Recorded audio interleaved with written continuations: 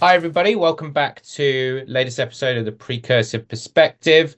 Really excited for this one today because I've got my friend in London that I met on the internet, Nagajan from Databricks. Welcome, sir. How are you? Yeah, good morning. I'm well, thank you. How are you, Jonathan? Yeah, very good, very good. I like how you put on a shirt for this one, dude. Like, it's great. Absolutely. I It's like couldn't. we're in an interview. Sunny day in London. It How's is, your and it's week been? Friday. Yeah, man. What are you doing? Are you doing anything exciting this weekend? Absolutely. Well, I had half term last week, so I'm recovering from getting all the washing done. But Yeah. I think there's a bit of shopping to do. We've got a few birthdays coming up, so yeah, a few presents to pick up over the weekend. Yeah. Our laundry, like I think all of the clothes from half term are now in a pile in one of my son's room that's no one wants to address this problem. Exactly. Um, Absolutely. cool. Well, great. Well, listen, welcome on. Give our listeners and our watchers, as it were, a little bit of an intro to yourself, a bit about your role, background, those sorts of things. Sure, absolutely. Yeah, thanks again for having me on. So my name's Nagajan. I'm working at Databricks at the moment as a senior engagement manager. But let me take it back a little bit further. I've been in the industry for about 20 years. Started out in the project office, working in the PMO, project program office type roles, assuring, reporting, all of those nice things, risk registers, learning about earned value, going back a few years now. And then I Right. got the chance to work on the Olympics 2012 as well, delivering infrastructure onto the Olympic Park. But more recently, in the last, say, 10, 15 years, I've been in professional services roles. And the last 10 in the service selling function is what we're going to talk about today. Awesome. I love it. I love it. Earn value in the early days. That's what it's all about, isn't it? Come here, young man. Let me explain to you what you've delivered for us. Love Yes. it. That's great. That stands you in good stead. So I think, I think we met originally in your previous role. And that's partly why I wanted to get you on, because I think you've got a depth and breadth of experience in this area that's actually quite unique. I think one of the things that services organizations are navigating is overall how to monetize services, right? Inside of SaaS companies, where let's be honest, like the primary driver of valuation is your ARR, right? Not necessarily your services revenue. So there's this sort of thin line to tread there. So I think we're just going to start with a little bit around this selling services. So you've helped to set up some service selling functions, right? While operating also in like larger enterprise SaaS selling. So to begin with, kind of give us a little bit of background on what is the role of the services sales function. Yeah, absolutely. Good question. Predominantly, the services selling function sometimes is born out of just a couple of leaders, right, in the delivery organization, trying to make ends meet and getting this motion of paid services. But a mature sales function really is there to bridge the gap between the product and the tangible benefits, right, the customers looking to realize, right? Effectively, the services sales function's there to be able to position strategically the professional services. And in some cases, that's just training.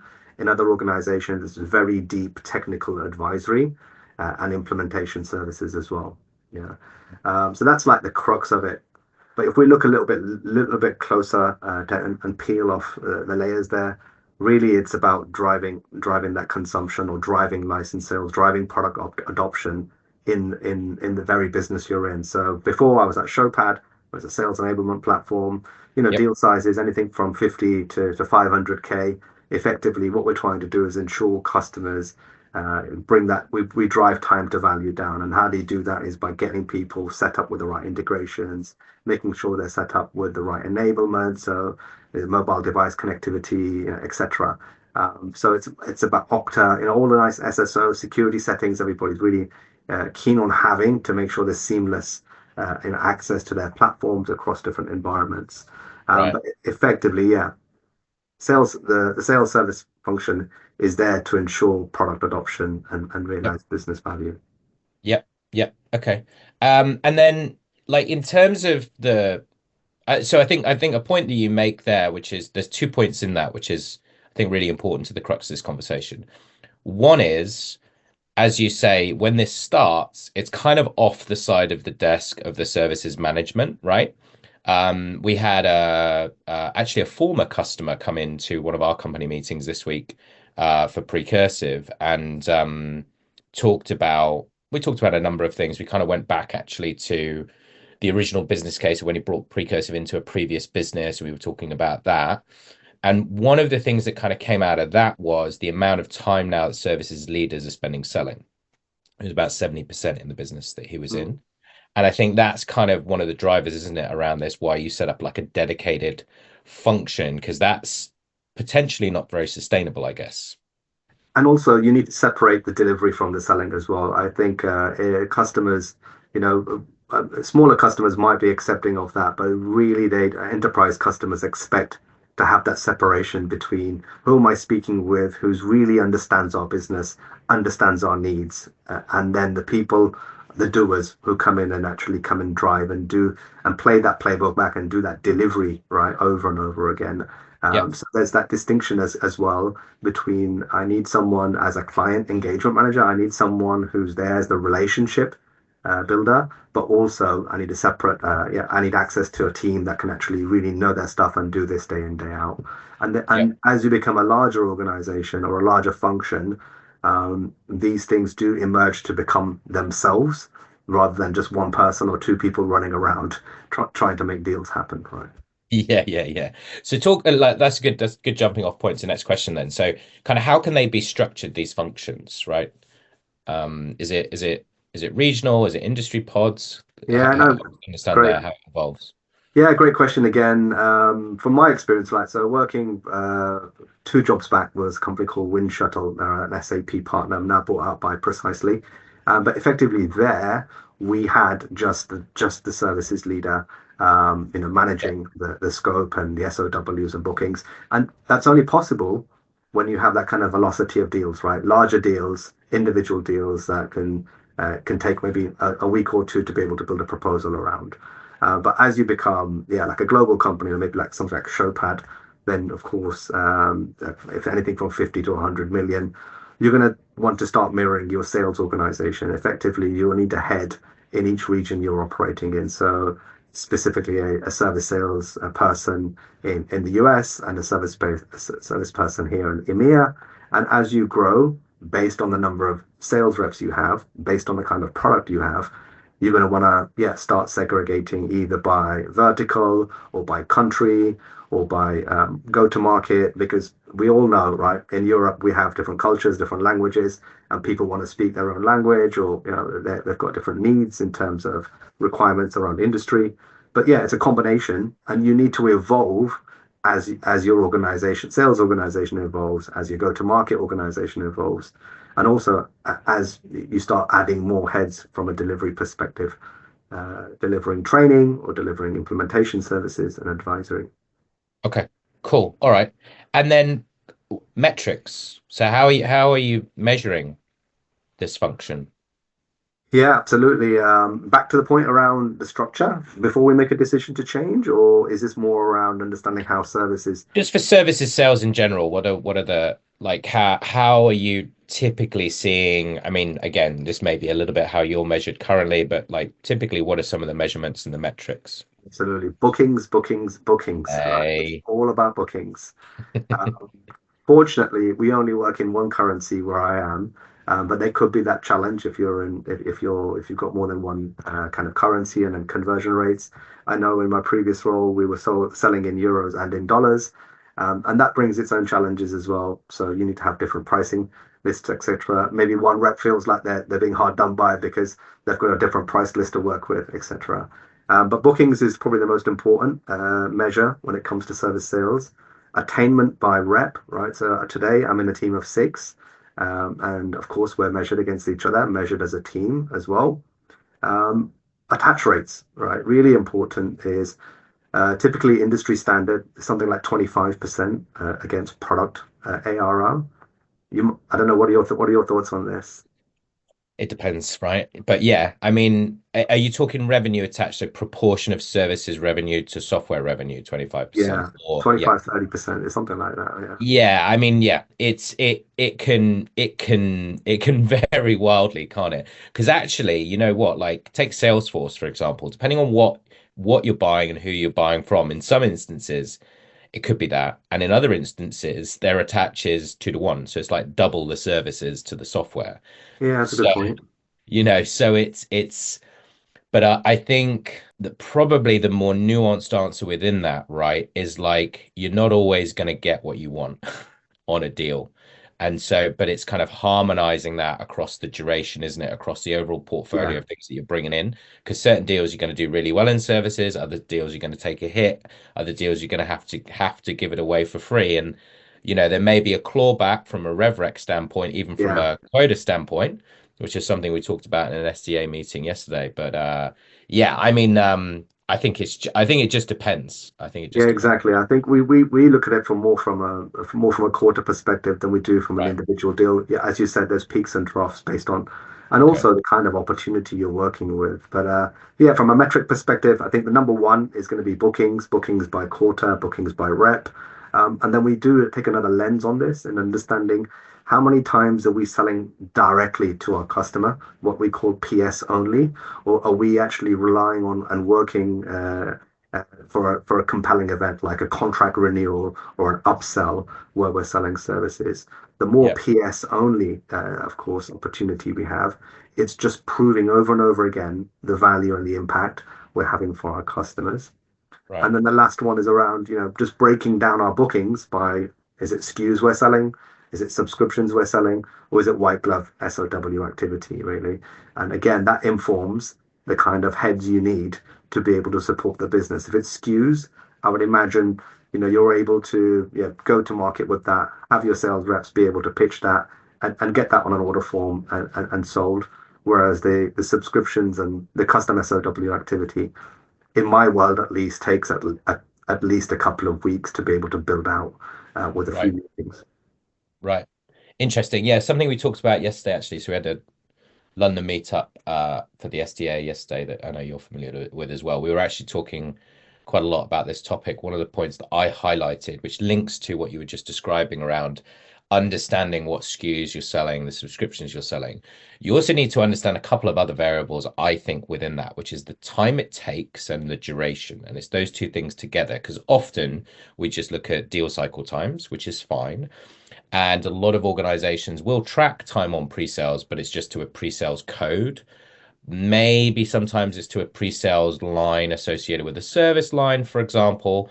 And what we were talking about, and I was encouraging, and some other members were encouraging, is like you do it on the opportunity level, because Mm, when you do it on the opportunity level, ideally a few things can happen at the back end from a reporting standpoint. One, you can understand for deals of a certain size, how much actual pre-sales selling time or services time are we having to put in to win deals, right?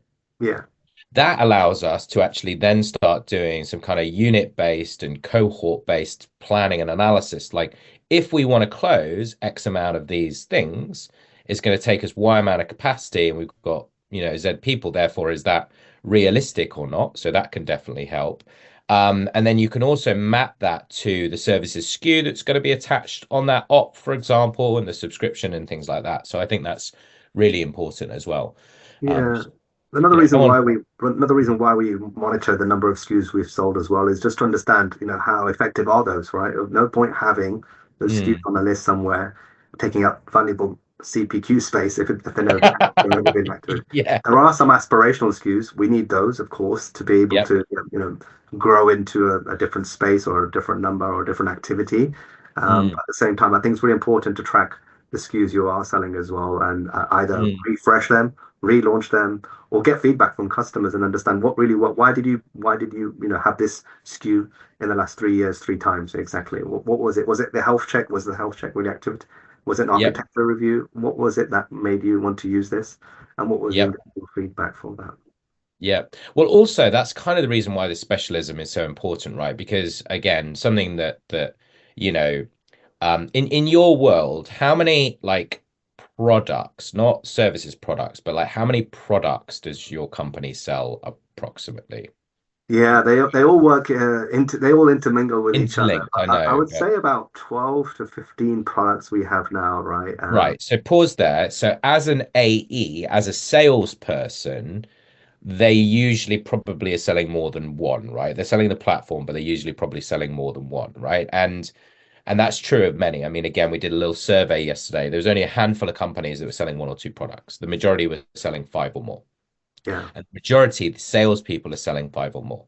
And so there's a lot of narrative about, sales is shit, positioning PS. It's like, hold on, just put a pin in that for a moment. That's not actually what's going on here. What's going on here is your sales team have a very broad range of products. They might be selling into different industries or different stakeholders. I come from a sales background. I used to work in CB. I worked in the IT practice for a period of time. We had a CIO product, head of infrastructure product, head of apps product, CISO product, and then a PMO product. And I sold the CIO product and the apps product. I never sold to infra guys. They were so dry. The CISO people took one look at me and thought, fuck this, that this guy's a security nightmare waiting to happen. But the salespeople tend to gravitate towards certain things. So then you layer on your services SKUs on top of that. And let's say you got three packages per product. Suddenly you got 15 services products that they've got to know. Like it's not realistic. And that's why this specialism is kind of so important. So that means that the salesperson is about the why Databricks, and you're very much, I guess, about the how, right? yeah. Hey, Yeah. that's a good point. Yeah, absolutely. The Cool. other point we can make is that bringing in partners, because most of the work we do is kind of custom. So Right. bringing in a partner early on, and then you've got that revenue line, which is margin, right? Come bringing in a partner, working on your paper, or working on their paper effectively as well. Right. Okay. That's very interesting. But So we can let's talk about that. Yeah, let's definitely come back to that because I think that's something I definitely want to come back to in terms of how you see the value of PSLs in that. Let's talk about enablement for a minute then. So there's often this challenge around like how do you balance like, you know, capacity with like the output? And so what have been some of your learnings in terms of like the ratio of services sellers to salespeople or AEs to begin with? Yeah, I can talk about myself at the moment. So at the moment, I've got 30 reps is Right. what I serve.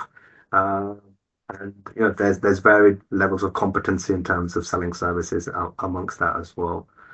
It really varies on what that number is between service sales and the reps you work with, based on the kind of product you've got as well, right? Uh, and the service offering and your target ICP, right? Who do you need to speak to? How often do you speak to them as well? I think the most important thing is really building capability within the sales team, right? And that can be done a number of ways. But effectively, what are you selling? You want to be able to build a capability where they can sell the SKUs, they can present the SKUs, they can get the SKUs signed off and share the value of what those capabilities are from a standard offering. And then you need to build some kind of arm's reach kind of capability where you can coach certain sales reps to be able to get to the next level, right? In starting the first and second conversation. So you can come in and then be able to drive. And there's an element of qualifying going on there as well. That's why you want your sales reps to be able to, yeah, get the first and second conversation over the line. And then the third thing is I really have probably more opportunity than time. And in that case, I really need to spend time on where I can hit my number, honestly. And the old adage is, if you spend 20% of your deals is going to make 80% of your number, that's exactly where, we need to work, right, in terms of a timeline and in an urgency as well. So lots to take on board there, what I've just shared. I'm happy to jump in and take some questions. No, I think that arm's reach bit, I love that. Because that links to the stage of the sales cycle. Because what you're saying is you're enabling those people to, at the earlier stage of the deal cycle, position the appropriate services, also position the value of it. And through that, when done well, they'll also be qualifying both the deal and the services, right? Because fundamentally, that's what it's about. Like, again, coming back to that, oh, they're not very good at positioning services. No, no, no. It's about the value, right? One of the things that Dave Kellogg taught me many years ago is like, Mm. before you even start talking about services, You need to be saying, this problem is going to cost you 250, a million, whatever it is to solve it from a software cost, right? Yeah, Is it worth us proceeding? Yeah. Because if the answer to that is no, then they're not going to pay for your services. there's no service Um, conversation. Yes. Exactly. So I think that enabling them to have the right conversations set you up very early on. I love that idea of like, because you're scaling, like it's almost like you've got the eight arms, isn't it? Really, in a way, is what you need. No, that's very good. And then playbooks and tactics. So what are some of the things that you guys are using? Yeah, great question. Again, loads of things, right? I think I think the world's kind of evolved since COVID, right? As well, people have been have to self-learn, self-train a lot at home in the spare room, etc. In the last 5 years or so, I see video content blowing up in the last 5 years. I don't know if what you've seen of video content, but Yeah, that's yeah. something that we're doing quite a lot of. And rather than nobody sat in front of a screen, for an hour, I don't think that people have got the attention span these days to watch an hour's video. So what we're doing is sending out like these 60-second, 2-minute videos, what we call brick bites, right? Which is helps people just build up the capability and understand the key facts and the takeaways they need to have in place. Another thing we want to do is build an element of FOMO, right, amongst salespeople. And what this means is actually sharing case studies, success stories, where services has had an enormous impact on the account, right? So an element of where another salesperson is seeing here, my peer, my colleague is actually having a greater impact in their account from a consumption perspective or a license sales perspective, depending on where you are. But effectively, creating that element of FOMO is what's going to be able to draw in more salespeople to up level, upskill, or come in on a lunch and learn session or office hour session is what I run. I run an office hour session for salespeople to come in and ask questions and really drive the next set of conversations. Yeah. I love it. I love it. Brick bites, FOMO, consumption office hours. I'm gonna have to patent some of these tactics, dude. No, I mean you want basically the salespeople like saying these guys are rock stars. Nagajan, he's a rock star. Yeah. And well, why? It's like, well, because we sold twice as much as we would have done. How? Yeah, Services, and right? I mean, it's there's a lot of kind of dressing it up, but that peer-to-peer feedback is it. And I think again, you got to know who the peers are that people are listening to. So that's why, if you're doing this for the first time and you're trying to get ears, go to your President's Club list, whatever the club list is, go yes, through it, engage those people, right? Some of them won't give you the time of day. There'll be the old lone wolf AE who shows up to club every year, like John Daly, smoking a cigarette, and you're like, where is this guy? Who knows what he's selling, right? Or but then you've got the good citizens, and it's the what I yeah. would say is the good citizens, right? Is the guys and girls that you want to engage with. Yeah, is that fair? That is sound advice. Absolutely. If you can tap into the people that are doing great, and promote your function, promote your capability, it's what's going to be able to pay dividends back, right? Salespeople learn from salespeople. Salespeople talk to salespeople. Yeah. Hmm. Yeah. Cool. Okay. So then, um, again, you're like, this is kind of some 201 stuff that we're going through here. So this isn't the basics. So what we're going to talk about a little bit here is there's difference between the buying process, right? Your sales methodology, right? And then the sales process, which are three different things, right? Agree. So kind of the buyer process is either a disaster zone or it's very professional and well organized, or it's somewhere in between. The sales methodology might be you're using value selling, solution selling, challenger selling, or your own internal, selling approach. If you're backed by Vista, it's the Vista value selling framework, whatever it is, right? You've got that. And then you've actually got the process, which is like the set of steps that you're going through, which are three very different things. So from your perspective, I'm guessing it's been super important to kind of understand the differences and again the nuance between those things. Is that fair? Yeah, it's great. That's a really important topic as well. So first of all, the buyer process is what's the it's the step one, right, of any conversation you're going to have, and we don't need to be so upfront and start understanding and challenging the customer around actually what does this mean for them and how does it work, but at the same time, very subtly understanding this buyer process is what's going to be able to help you, one, forecast correctly, understand what your pipeline looks like for that account and that customer, but also be able to identify what is it going to take for the customer to make a purchase decision, right? So that's the most important part. The buyer Hmm. journey is about connecting the right stakeholders. Effectively, if you're speaking to the guy with a keyboard in a dark room, you're not going to be able to get that purchase order, that sales order signed off with the customer. So really mapping and understanding who in the organization is part of that buying process is what's going to help you to be able to be that consultative, trusted advisor in that organization, and really bring the right message and the right capability from a value perspective to those stakeholders to be able to navigate the buying process. And it varies, right?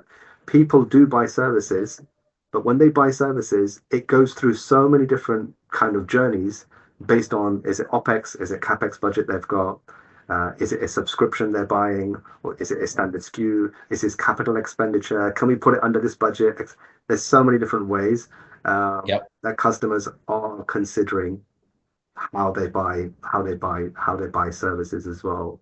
Uh, I think it's a lot easier when it's part of a broader procurement because you're dealing with one person, but where you're going in individually, I think in some cases it's a different journey for both the customer and for us as a service sales Mm. engagement manager. Yeah. Yeah. No, I mean, I think the ability to bring in what you were talking about there around like how they're going to buy from a capex and opex perspective subtly earlier in the journey is really important. Um, Something that I think is advisable there is to figure out if they bought something like this before from a services standpoint, because you can get tripped up on. There's a lot of kind of packaging and like perhaps overly clever things going on in terms of how we label some of those services offerings, right? So you might be dealing with a buyer who very much gets, okay, this is a TN time-based engagement. Yes, fine. Okay, I know exactly what that is, know how I'm going to budget for that. But then you're presenting this success-led service, which is this is a subscription offering, and like, Yeah, okay, what is that? And it's like, I'm trying to get my head around, well, we're going to do the onboarding, then we're going to do this and some adoption, and it's like, then it's going to renew, and we're going to give you X, Y, Z. And it's like, okay, is that a product? Is it a service? It's like, it's kind of like a managed service. So it's like, well, why didn't you call it that? Because I know what that yeah, is, right? Because I'm that's an a good point. enterprise tech business and I sell managed services. So if you'd have called it that, we wouldn't have spent we wouldn't have spent 3 hours trying to work out what it is. I mean, I've seen this where you've got procurement teams negotiating subscriptions because they're like, if you'd have just called this a support pack, we'd have got it through. Now, that's not always the case. You may need something that actually for the business buyer helps them sell the value of that service internally because of kind of how it's labeled. But there's so Mm. much nuance to it if you're selling bigger enterprise services when you get later stage in terms of how it's going to be procured. Is that something that you found at all? Yeah, absolutely. I think the common question is when you're selling a subscription, right? At least in my experiences, the customer wants to quickly compute that into a day rate, right? Unfortunately, Yep. it doesn't work like that, right? It's more of a use it or lose it service. It's something you have on a weekly basis. There's no aggregation. There's no borrowing from the future effectively. But we need to be Mhm. very crystal clear about what the subscription is and how the subscription works. Yep. And then the other thing is you get right to the end of the sales cycle and the customer expects a body on the desk in their office 5 days a week, right? And if you've Yep. not made that clear, then that can become a sticking point. Yeah. Languages, Yeah. time zones, on-site, off-site, etc. Who's going to pick Yeah. up the expenses? That's a really important one as well, I think. Um, Yeah. if you've Yeah. not made provision for how our expenses are going to be accommodated and billed for, then that can become a sticking point in because customers have very specific requirements around, how they're going to budget for T&E, or do they need on-site or off-site as well? So. Yeah. I think there's another element that I've really been thinking about recently in this, which is, and the role of services in it, is that services, I did a recent podcast, you may have seen it with Peter Ride, and one of the things that Peter talked about in kind of his experience in this was like that that services person, the specialist seller, can be kind of like that third party in the deal, is how he described it, right? So the AE is the why your business, the solution engineer, or maybe pre-sales earlier in the deal cycle is like, what functionality are you going to use? There's a big difference between what does our product do and what does it do for you in the context of your business, and that's kind of that role. And then services is very much the how, like how are we going to do this like Make this happen. practically, and then beyond. um but there's an element, I think, in these deal cycles where we did this customer journey mapping exercise this week with in our one of our company meetings, and we had the emotion of the buyer, right, going through the journey.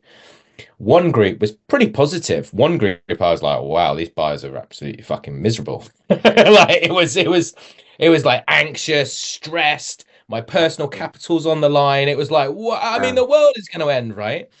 And one of the things that kind of came out of that about our mindset in my business is like, we've got to be Zen. Services has to be Zen. We've got to be like the Zen master in this and just calm everybody down. Mm. And there's definitely this element, I think, that services can bring into a deal, which is where sometimes you've got to stop talking very much about the technology, right? And because at a certain point, you get this feeling for like these guys are leaning towards us, or they believe that we can do what they need. And maybe they believe that about you and one or two others, but there's a belief that you can solve their problem. And so they're thinking more about the how, and they're thinking about the change, and they're thinking about the complexity. And I think this thing that services can bring into that is kind of putting a pause on it and just talking about that. Not even really referencing the technology, just talking about Yeah. kind of, in your view, how does this, what are going to be some of the things that are going to make this successful, Mr. or Mrs. Customer, right? And it kind of, it's that almost like that tension release, and you kind of, in a way, have to almost insert that, I think, into these deal cycles at some point, because otherwise you end up running from one thing to the next, and you've missed loads of stuff. To be frank, wait, is that do you get where I'm coming from on that? Sorry, that was a Yeah, I bit. do. I do. And I think it's particularly relevant, right, in an industry we operate in because Right. we have verticals, right, across different industries. So we have like travel and Yeah. transport, and then we have energy and utilities.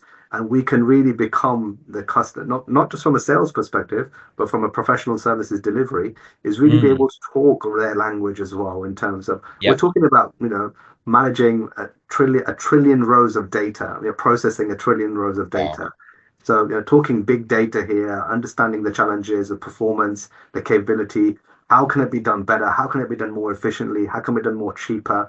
And Mm. other cost savings around the ecosystem as well that we've picked up and learned with like peers in their industry as well. So Yep. when it comes to industry's focus, I think it's definitely if you're set up in that way, you can lean in a lot harder and support customers and really put them at ease. I think that's the more Mm. important point here.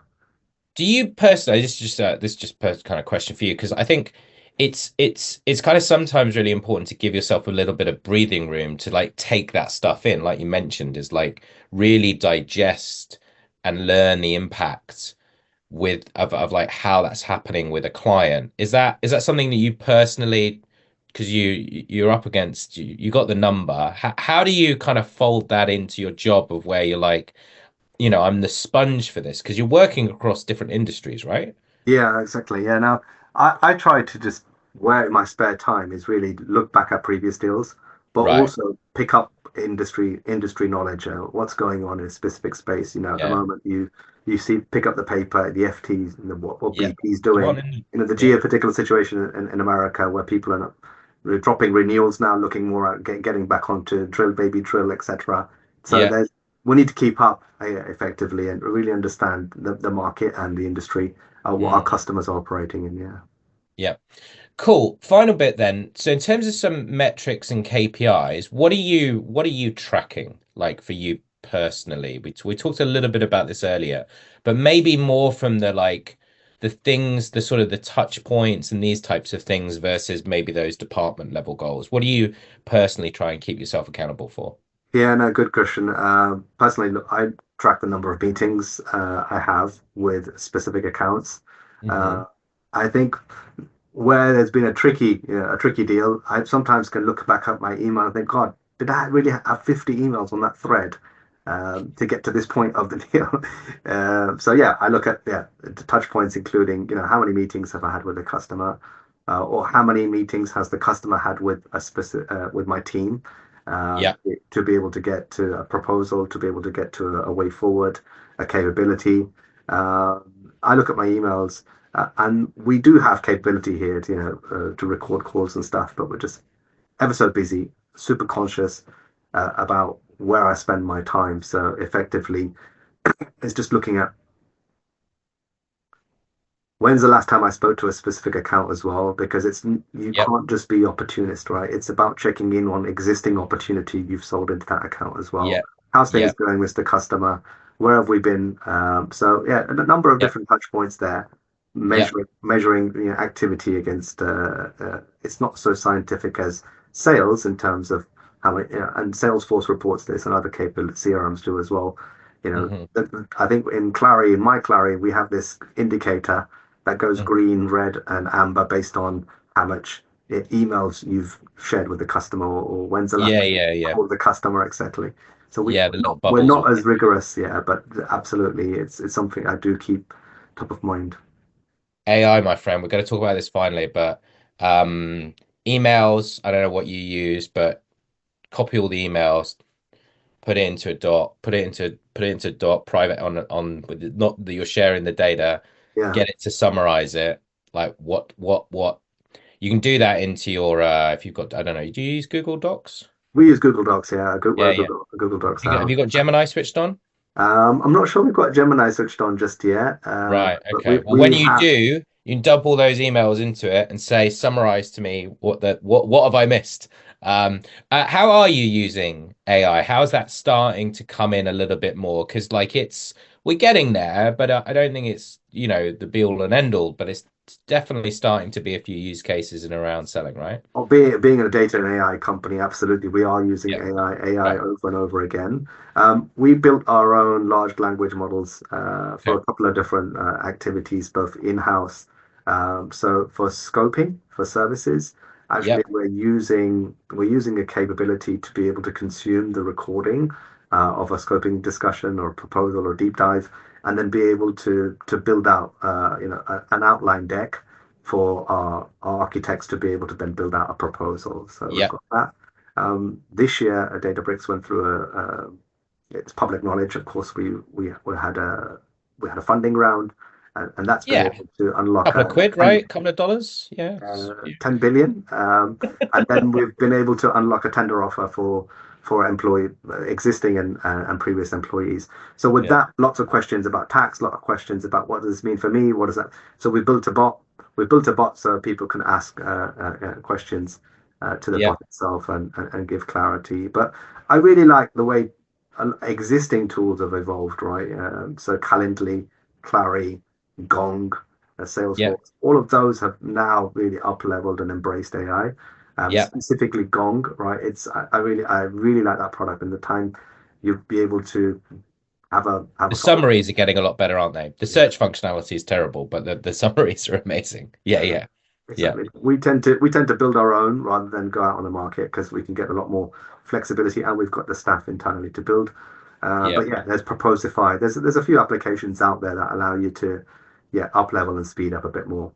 yeah. Well, I was just showing you some of our use cases, so I'll maybe talk to the audience about a few of the things that we're Yeah, doing in and around this area. So I think one on the delivery side, we've got a few. So we're a Salesforce partner, right? So we're using Agentforce as well as our own AI solutions in our product. So there's a few use cases there. One's the Risk Whisperer is her name.